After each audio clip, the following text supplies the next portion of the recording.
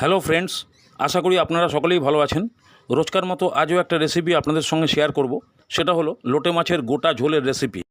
আমার চ্যানেলে লোটে মাছের ফিশ ফ্রাই, লোটে মাছের ঝুড়ি এই রেসিপিগুলো দেওয়া আছে, দরকার মনে করলে একবার দেখে নেবেন। লোটে মাছের গোটা ঝোলের রেসিপিটাও দুর্দান্ত টেস্টি একটা রেসিপি এবং খুবই খেতে ভালো লাগে।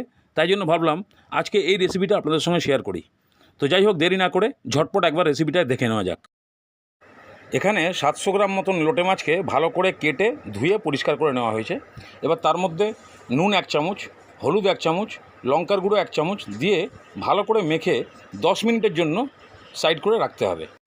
লোটে মাছগুলো রেস্টে রাখার পর এখানে দুটো মিডিয়াম সাইজের পেঁয়াজকে রাফলি কেটে নেওয়া হয়েছে, 1.5 ইঞ্চি মতন আদার টুকরো, 10-12টা মতন কাঁচা লঙ্কা আর 18-20টা মতন রসুনের টুকরো, এগুলোকে সব পেস্ট করে নেব। এর সঙ্গে নিয়েছি কিছু ফ্লেভারফুল মশলা, শুকনো লঙ্কা 3টে, লবঙ্গ 3টে, একটা 1/2 ইঞ্চি